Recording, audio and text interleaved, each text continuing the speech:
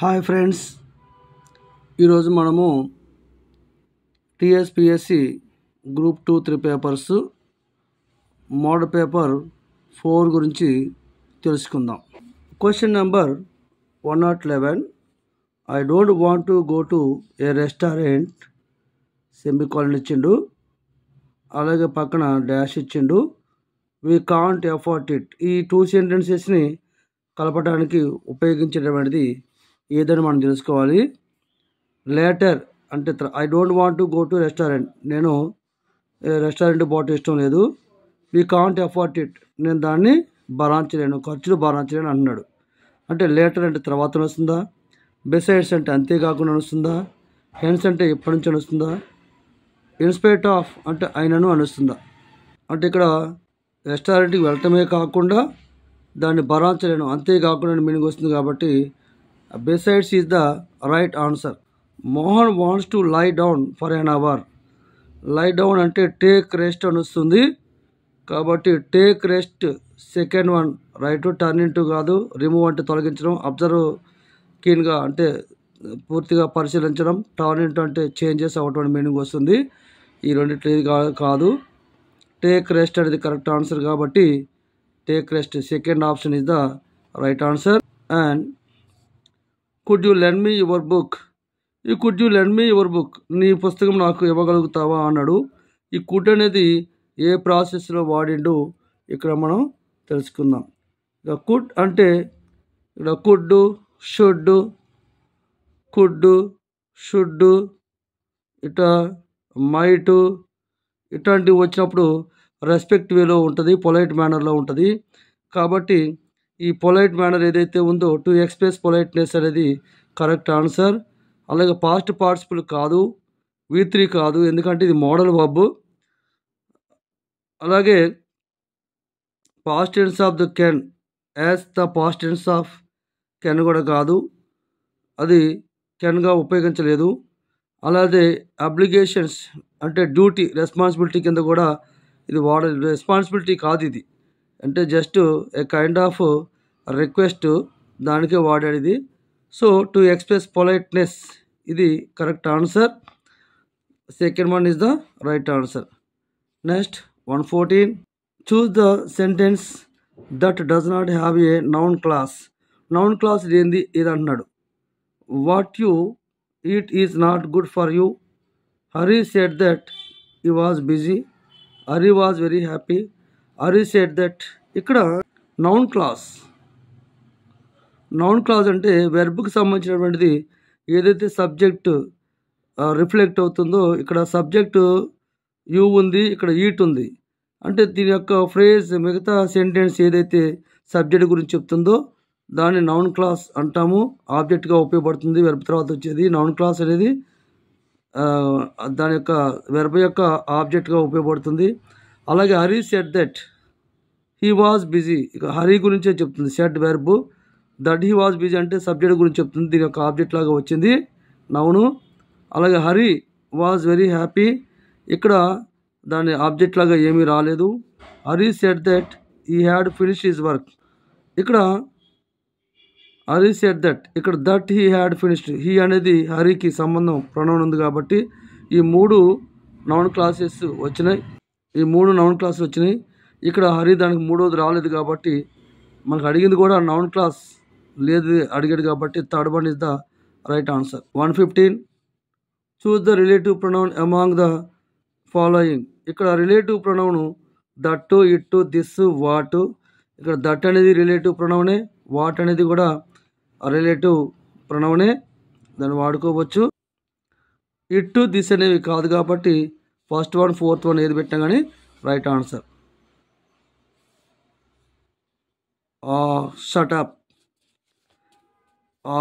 Shut up అని ఇచ్చిండు. ఇక్కడ వెర్బ్తో స్టార్ట్ అయింది, ఇంపరేటివ్ సెంటెన్స్ ఇది.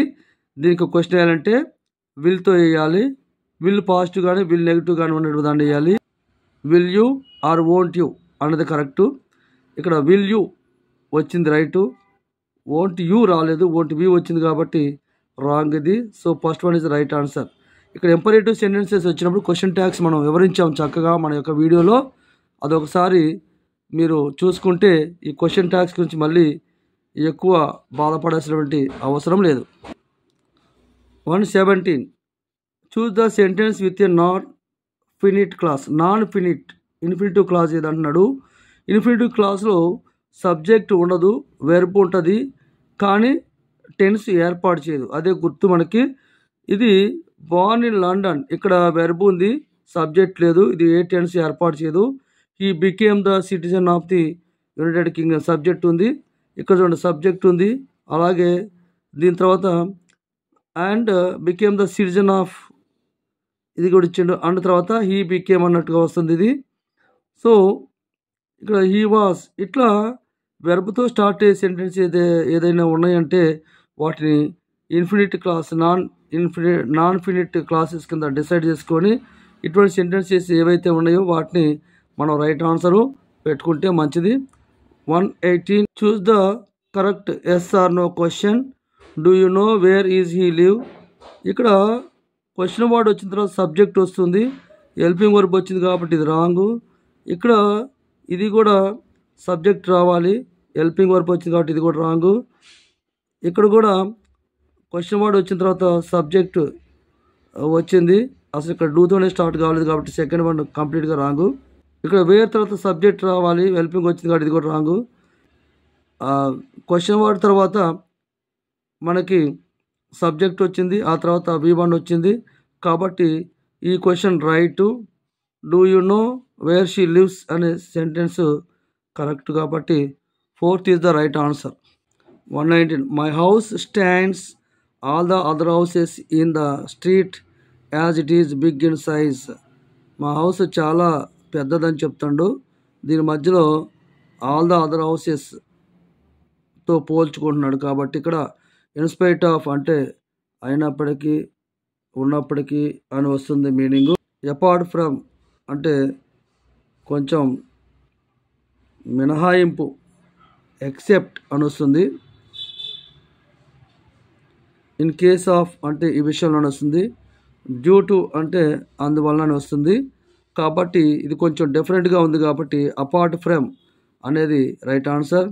If I dash ask to stay at home I would not accept. Choose the correct verb to fulfil.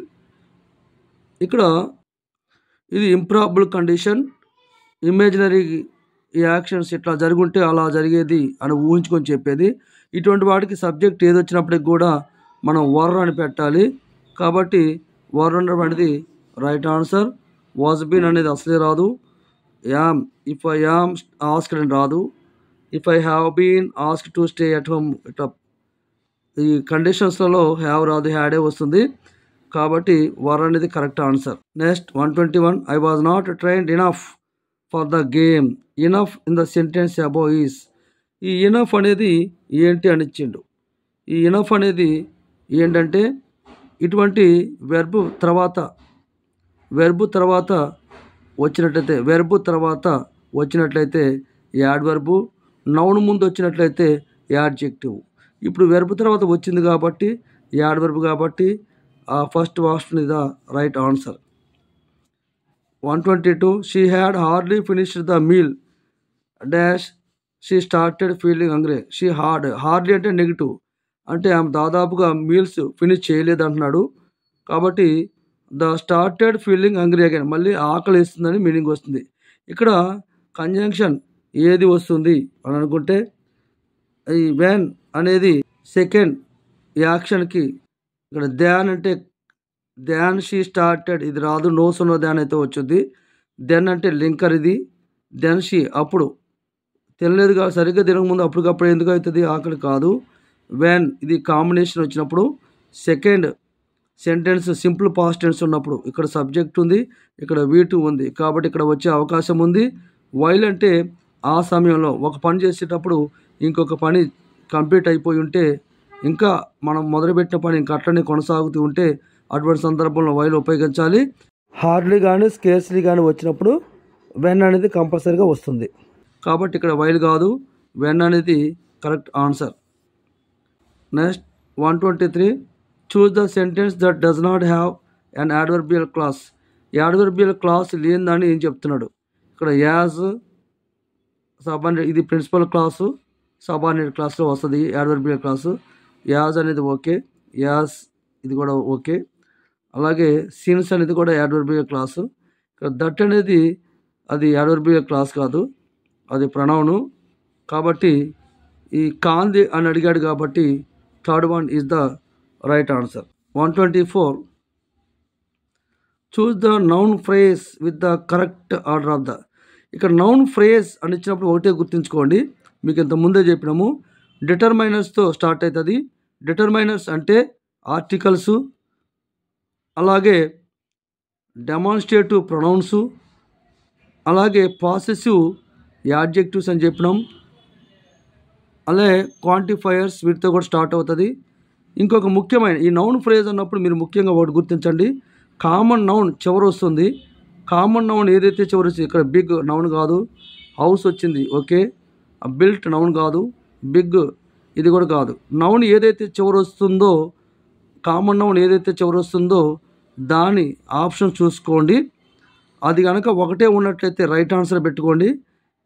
ఇట్లాంటి common noun ఇంకా రెండు ఉన్నాయి అనుకోండి, అప్పుడు డిటర్మైనర్స్తో ఏ ఆర్టికల్స్తో కానీ, ఈ మై, అవర్, యువర్ ఇట్లాంటి వాటితో కానీ, అలాగే దిస్, దట్, దీస్ ఇట్లాంటి వాటితో కానీ, సెవరల్, మెనీ ఇట్లాంటి వాటితో కానీ స్టార్ట్ అయ్యి ఉందా లేదా చూసుకోవాలి. అలా స్టార్ట్ అయ్యి ఉండి చివరిలో కామన్ నౌన్ వచ్చినట్లయితే అది నౌన్ ఫ్రేజ్. నౌన్ ఫ్రేజ్ గురించి వివరంగా చెప్దాం, అవి తర్వాత వీడియోలో తెలుసుకుందాం. My brother has gone to Chennai when dash to Chennai. నా బ్రదరు చెన్నైకి వెళ్ళినప్పుడు మనం ఏం క్వశ్చన్ వేస్తాం, ఎప్పుడు వెళ్ళాడు అంటాం. వెన్ హీ హ్యాస్ అని అన్నాం. వెన్ తర్వాత ఎప్పుడైనా సరే హెల్పింగ్ వర్బ్ రావాలి క్వశ్చన్ వర్బ్ తర్వాత. ఇక్కడ హెల్పింగ్ వర్బ్ రాలేదు కాబట్టి ఇక్కడ వచ్చింది కానీ ప్రజెంట్ పర్ఫెక్ట్ టెన్స్లో వాడతాం. ఇది హ్యాడ్ అనేది పాస్ట్ పర్ఫెక్ట్ ఎప్పుడో జరిగిపోయిన దాని గురించి వాడతాము. ఇది రీసెంట్గా జరిగిన దాని గురించి మనం పాస్ట్ టెన్స్ వాడుతూ ఉంటాం. So when did he go to Chennai అనేది correct answer. Third one is the right answer. I like singing, ఇక్కడ వెర్బ్ తర్వాత ఇంగ్ ఫామ్ వచ్చింది. ఇది జరన్ అంటారు దీన్ని. కొంతమంది V4 అనుకుంటారు, ప్రజెంట్ పార్టిసిపుల్ అనుకుంటారు, అట్లాంటిది ఏం కాదు. ఎందుకంటే ఆల్రెడీ వెర్బ్ వచ్చింది, ఐ లైక్ వెర్బ్ వచ్చింది, తర్వాత మళ్ళీ వెర్బ్ తర్వాత మళ్ళీ మెయిన్ వెర్బ్ రాదు. ఇక్కడ సింగింగ్ అంటే ఇంగ్ ఫామ్ వచ్చింది. అంటే ఏదైనా ఒక యాక్షను అది హ్యాబిట్ లాగా మారిపోతే, ఒక అలవాట్లాగా మారిపోతే దాన్ని వెర్బల్ నౌన్ కింద ట్రీట్ చేస్తారు. వెర్బల్ నౌన్ అంటే జరండ్, అది ఎక్కడైతే ఉందో అది ఆన్సర్. ఇది మోడల్ వెర్బ్ కాదు ఇది, ఎందుకంటే is, are, was, were, shall, will, can అవి మోడల్ వర్బ్స్. ప్రజెంట్ పార్టిసిపుల్ అంటే ఇంగ్ ఫాము, అది ఇక్కడ లైకింగ్ వచ్చినట్టయితే ప్రజెంట్ పార్టిసిపుల్, వెర్బ్ తర్వాత వచ్చింది కాబట్టి అది కాదు. పాస్ట్ పార్టిసిపుల్ అంటే ఈడి, లైక్డు అట్లా వస్తుంది, కాదు. కాబట్టి gerund is the right answer. When an action takes place before A point of time in the past the action is expressed. అంటే గడిచిపోయిన కాలంలో మనం అనుకున్న సమయానికి, మాట్లాడుకునే సమయానికి ఆల్రెడీ ఒక వర్క్ జరిగిపోయి ఉన్నట్లయితే దాన్ని మనం ఎలా అంటే జరిగిపోయిన సమయంలో మనం మాట్లాడుకునే సమయానికి ఆ పని ఆల్రెడీ కంప్లీట్ అయిపోయింది. జరిగిపోయిందంటే పాస్ట్ టెన్స్, కంప్లీట్ అయిపోయిందంటే పర్ఫెక్ట్ టెన్స్. కాబట్టి పాస్ట్ పర్ఫెక్ట్ టెన్స్ ఎక్కడైతే ఉందో అది ఆన్సర్ కరెక్ట్. ప్రజెంట్ పర్ఫెక్ట్ అంటే ఇప్పుడు మనం మాట్లాడుకునే సమయానికి వర్క్ పూర్తయితే అది పెట్టుకోవాలి. అలా పాస్ట్ సింపుల్ అంటే ఎప్పుడు జరిగేది, గతంలో కూడా జరిగిందంటే పాస్ట్ సింపుల్. అలాగే పాస్ట్ కంటిన్యూషన్ అంటే మనం ఎప్పుడో పాస్ట్ టైంలో పని ప్రారంభించబడి మనం అనుకునే టైంకి, పాస్ట్ టైంకి ఇంకా ఆ వర్క్ కొనసాగుతూ ఉన్నట్లయితే దాన్ని పాస్ట్ కంటిన్యూషన్ అంటారు. ఇది ఆల్రెడీ పని అయిపోయింది కాబట్టి పాస్ట్ పర్ఫెక్ట్. పర్ఫెక్ట్ అంటే అయిపోయిన దానికి పర్ఫెక్ట్ అంటారు. Next Sindhu said to Ganesh are you fine. ఇక్కడ ఎట్లాంటి రిపోర్టెడ్ స్పీచ్ వచ్చినప్పుడు మీరు ఒకటే గుర్తుంచుకోండి, ఇక్కడ వెదర్ వస్తుందా, conjunction can be used change this. Indirect స్పీచ్లో మార్చాలంటే ఇక్కడ కంజంక్షన్ ఏం వస్తుంది, వెదర్ వస్తుందా, హూ వస్తుందా, దట్ వస్తుందా, వెన్ వస్తుందా అంటున్నాడు. ఇక్కడ హెల్పింగ్ వర్బ్తో స్టార్ట్ అయ్యి క్వశ్చన్ కనుక వచ్చినట్టయితే దాన్ని ఇండైరెక్ట్ క్వశ్చన్ అంటారు. ఈ ఇండైరెక్ట్ క్వశ్చన్లో కంజంక్షన్ ఇఫ్ కానీ వెదర్ కానీ వస్తుంది. కాబట్టి whether is the right answer. Whether కానీ ఇఫ్ కానీ ఉన్నట్లయితే ఆ ఆన్సర్ని మనం రైట్ చేసుకోవాలి. Yes 129 Ramu is an honest person, he believes in honesty. ఇక్కడ choose the article that fits the context. Article ఏది వాడాలో అని అంటున్నాడు. ఇక్కడ ఆర్టికల్ ఏది వాడాలి అంటే ఇక్కడ ఆనెస్టీ వచ్చింది కాబట్టి యాబ్స్ట్రాక్ట్ నౌన్ ఇది. యాబ్స్ట్రాక్ట్ నౌన్ ముందు ఆర్టికల్స్ రావు కాబట్టి నో ఆర్టికల్స్ యూజ్డ్ అని పెట్టండి. Choose the conjunction that can be use to write a compound sentence. Compound సెంటెన్స్లో మనం ఏ కంజంక్షన్ వాడుతూ ఉంటాం అనేది తెలుసుకోవాలి. ఇక్కడ స్కేర్స్లీ వెన్, ఈ వెన్ ఎట్లాంటిది వచ్చిందంటే కాంప్లెక్స్లో వాడతాము. యాజ్ లాంగ్ యాజ్ కూడా కాంప్లెక్స్లో వాడతాము. యాజ్ ఇఫ్ కూడా మనం కాంప్లెక్స్లో వాడతాం. నాట్ ఓన్లీ బట్ ఆల్సో అనేది కోరిలేటివ్ కంజంక్షన్. ఇది కాంపౌండ్ సెంటెన్స్లో వాడతాం కాబట్టి నాట్ ఓన్లీ బట్ ఆల్సో అనేది రైట్ ఆన్సర్. ఇక్కడ మనకి మీకు ప్యాసేజ్ ఇస్తాడు. What needs to be set right is our approach to work.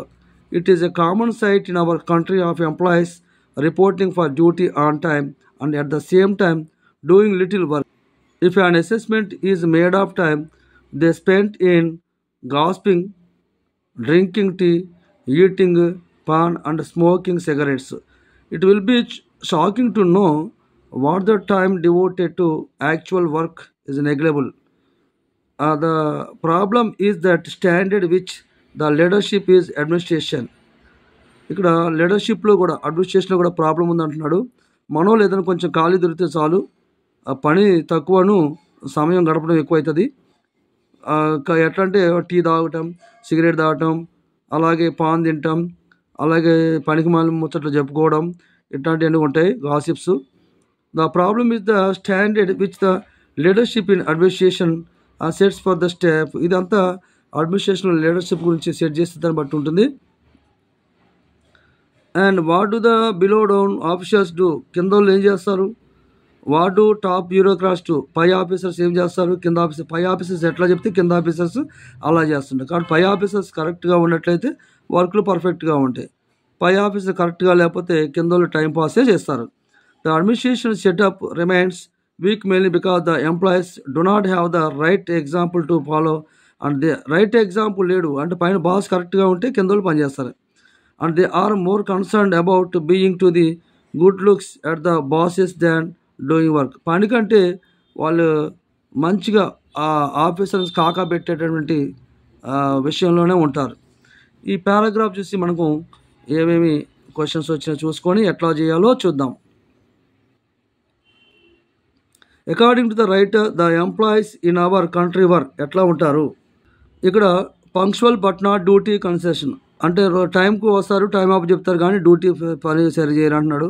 Not punctual రారు but somehow manage to complete the work, పని చేస్తారు అన్నాడు. పంక్చువల్ మెయింటైన్ చెప్పినా. Dedicated to their job only, వాళ్ళ జాబ్కి అంకితం అవుతారు అన్నాడు. నాట్ క్వాలిఫైడ్, సరైన క్వాలిఫికేషన్స్ ఉండవన్నాడు, క్వాలిటీస్ మెయింటైన్ చేయాలంటున్నారు. కాబట్టి మనం దీన్ని చూస్తే పంక్చువల్గా వస్తారు కానీ డ్యూటీ మైండ్గా ఉండరు కాబట్టి first one is the right answer.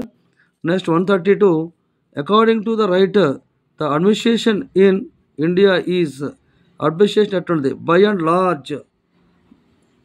By and large అంటే పెద్దగా ఎఫెక్ట్ ఉంటుంది, ఎక్కువ ఎఫెక్ట్ చూపిస్తుంది. వెరీ స్ట్రిక్ట్ అండ్ ఫామ్, స్ట్రిక్ట్గా రిజిడ్గా కన్ఫామ్గా ఉంటారు. స్ట్రిక్ట్గా affected by the red tape, officer చేత పై యొక్క ఆఫీసర్ చేత ఎఫెక్ట్ అవుతూ ఉంటారు. రెడ్ టేపిజం అంటారు దాన్ని. మోర్ ఆర్ లెస్ ఇన్ఎఫెక్టివ్, తక్కువగా ఉంటుందని చెప్తున్నాడు. ఇవన్నీ చూస్తే మనకి మోర్ ఆర్ లెస్ ఇన్ఎఫెక్టివ్ అనే వస్తుంది. ఈ ఆన్సర్ కరెక్ట్. అలాగే ద వర్డ్ అసెస్మెంట్, అసెస్మెంట్ అంటే మీనింగ్ ఏంటి? ఎంక్వైరీ చేయటమా, రిపోర్ట్ చేయటమా, సమ్మరైజ్ చేయటమా, ఇవాల్యుయేట్ చేయటమా? ఇవాల్యుయేషన్ చేయటం అంటే ఏంటి? మూల్యాంకనం, నిర్ధారణ చేయటం. కాబట్టి అసెస్మెంట్ అంటే ఆ పని ఎంత జరిగింది ఏంది తెలుసుకోవడం అంట, టెస్ట్ చేయటం, పరిశీలించడం. కాబట్టి evaluation is the right answer. మనకి a letter to district collector should be write. District collector letter రాసినప్పుడు ఏం చేయాలి? కోర్టియస్ స్టైల్ అంటే మనం మంచి మర్యాదగా రాయాలా, సోషల్ పాయింట్స్తో ఇంటిమేట్ చేసే స్టైల్లో రాయాలా, కన్వర్జేషనల్ టైప్లో రాయాలా, అలాగే కోలక్యుయల్ అంటే డిస్కషన్ మెథడ్లో రాయాలా. పై ఆఫీసర్ రాసేటప్పుడు ఎవరైనా సరే మనం కోర్టియస్, చాలా గుడ్ మేనర్స్తో రాయాలి. కాబట్టి first one is the right answer. Next 135. Fill in the blank with a suitable word. A man with split personality. Split అంటే కట్టింగ్ అంటే వంకర బుద్ధి అని అంటారు దీన్ని. ఇక్కడ ఈ స్ప్లిట్ అనే దానికి మనకి కరెక్ట్ మీనింగ్ అడుగుతున్నాడు ఇక్కడ. లునాటిక్ అంటే ఏంటి? మ్యాడ్ అని. అలాగే మిసిన్థ్రాప్ అంటే ఏంటి? బ్యాడ్ బిహేవియర్ అని వస్తుంది. శాడిస్ట్ అంటే వంకర బుద్ధి అని వస్తుంది ఇది కూడా. అలాగే స్కిజోఫ్రెనిక్ అంటే బిహేవ్ డిఫరెంట్. స్ప్లిట్ అంటే కాబట్టి schizophrenic is the right answer. So 4th one is the right answer. Thank you.